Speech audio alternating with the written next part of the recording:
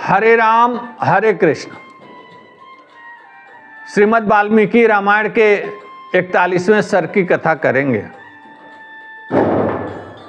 राजकुमार राम अब अपने महल से निकल करके वन को प्रस्थान कर रहे हैं और रथ पर आरूढ़ हो गए हैं और सुमंत्र जी को कहते हैं कि सुमंत्र जी अब रथ को आगे बढ़ाइए।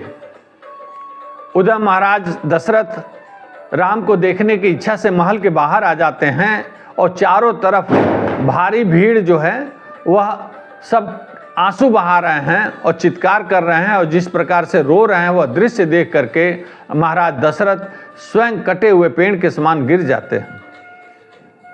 एक भारी कोलाहल होता है और थोड़ी सी चेतना आने पर महाराज दशरथ फिर चल पड़ते हैं। उस कोलाहल को सुन करके श्री राम पीछे मुड़ करके देखते हैं तो देखते हैं कि मेरे पिता महाराज दशरथ और माता कौशल्या दौड़ी हुई चली आ रही हैं। श्री राम सुमन जी से तेजी से रथ हाँकने को कहते हैं और बार बार पीछे मुड़ मुड़ करके वह देख रहे हैं और दोनों हाथ अपना जोड़ करके अपने माता पिता के सम्मान में कृतज्ञता व्यक्त करने के लिए दोनों हाथ जोड़ करके वह रथ पर चल रहे हैं और बार बार दोनों हाथ जोड़े हुए वह पीछे मुड़ मुड़ करके वह देख रहे हैं अपने माता और पिता को। महाराज दशरथ को जब मंत्री समझाते हैं कि महाराज जिसके पुनः आने की उम्मीद रखी जाती है, इच्छा रखी जाती है, उसको ज़्यादा दूर तक नहीं छोड़ना चाहिए, अतः आप रुक जाइए। मंत्रियों के समझाने पे महाराज दशरथ पुनः रुक करके पुनः अपने महल में चले जाते हैं और श्री राम का रथ आगे बढ़ जाता है। सभी जो अयोध्यावासी हैं वह उनके साथ चल रहे हैं, उनके आंखों में आंसू है, कोई दौड़ रहा है, कोई पीछे पीछे चल रहा है। महाराज दशरथ रनिवास में देखते हैं कि सारी स्त्रियां, महल की सारी स्त्रियां चित्कार करके रो रही हैं, पूरे महल में आर्तनाद हो रहा है और सभी महिलाएं स्त्रियां शोकाकुल हो करके और महाराज दशरथ को कोस रही हैं। पूरा नगर अयोध्यावासी महाराज दशरथ को ही कोस रहे हैं।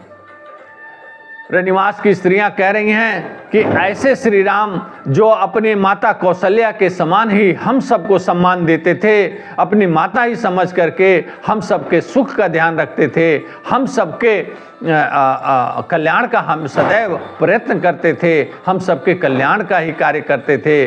कभी वह श्री राम जो कभी किसी के उलाहना देने पर भी, किसी के लांछन लगाने पर भी, किसी के क्रोध करने पर भी कभी क्रोध नहीं करते थे, सबको प्रेम भाव से उनका हृदय जीत लेते थे, ऐसे श्री राम को आज महाराज दशरथ ने वन भेज दिया। यह महाराज के बुद्धिहीनता का परिचय है। यह बुद्धिहीन महाराज ने यह कार्य कैसे किया। कैकेयी के एक वर के कारण जो उन्होंने वन भेजने का वर उसने मांग लिया, तो आज महाराज दशरथ श्री राम जैसे पुत्र को देश निकाला दे दिया, जो कि बहुत ही बुद्धिहीनता का परिचय है। इस प्रकार से सभी महिलाएं, रनिवास की सभी स्त्रियां, महल की सभी स्त्रियां महाराज दशरथ को कोस रही हैं।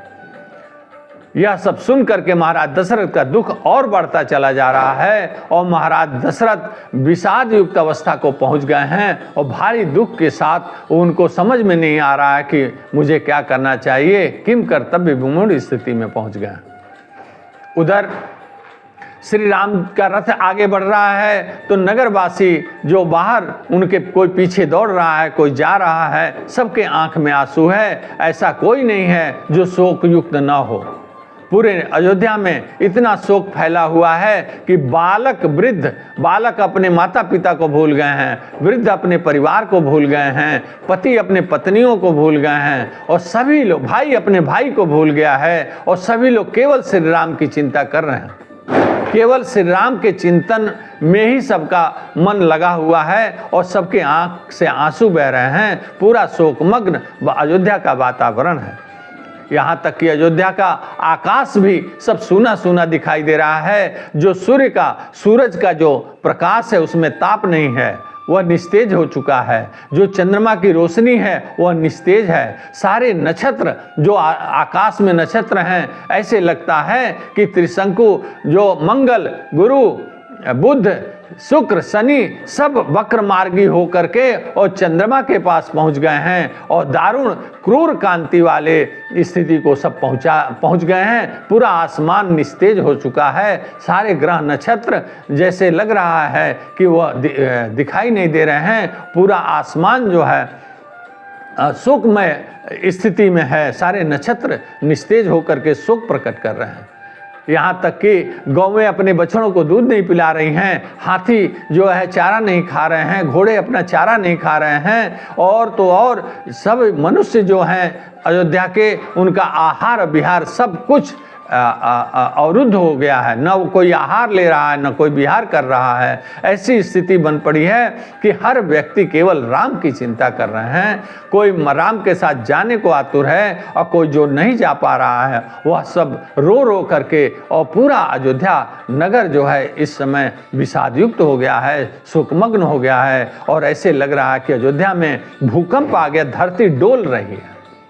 इस स्थिति को पूरी अयोध्या प्राप्त हो जाती है। और ऐसे में महाराज दशरथ भी निस्तेज होकर के अपने कक्ष में जाकर के पड़े हुए हैं, और सबके स्त्रियों का चित्कार सुन करके वो महाराज दशरथ के भी दुख की कोई सीमा नहीं है। 41वें सर्ग में कथा इतनी ही। अगली कथा हम 42वें सर्ग की करेंगे। हरे राम हरे कृष्ण।